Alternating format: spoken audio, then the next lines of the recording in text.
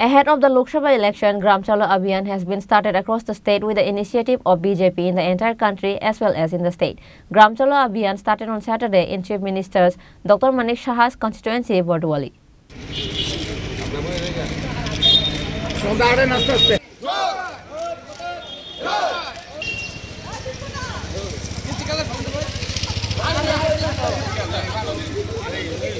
On this day, Mandal President Sanjay Saha, along with other leaders and BJP workers, supporters, went to the area and exchanged views with new voters and seniors.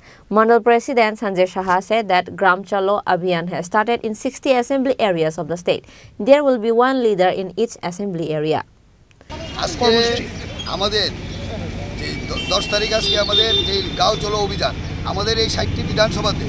আমাদের এক বিধানসভা থেকে একজন প্রতিনিধি প্রতিটি বুথে যাবে। আজকে সারা দিন থাকে এবং রাত্রে বাস করে আমাদের এই কার্যক্রমের সফলতা করার জন্য সবাই আমাদের 8 টাউন বটতলী মণ্ডলে এসেছে। আমাদের এখান থেকে এসেছে প্রতাপগড় বিধানসভায় যারা আছেন বিস্তারক হিসাবে আমাদের প্রতিটি বুথে যাবে। আজকে সকালে আমার মণ্ডল কার্যালয় থেকে ওনাদের আমার নেমপ্লেট সহকারে আমাদের বুথে যাওয়ার জন্য বুথ প্রেসিডেন্ট এসেছেন। ওদেরকে স্বাগত জানিয়ে আমাদের আজকে এই কার্যক্রম শুরু করবে।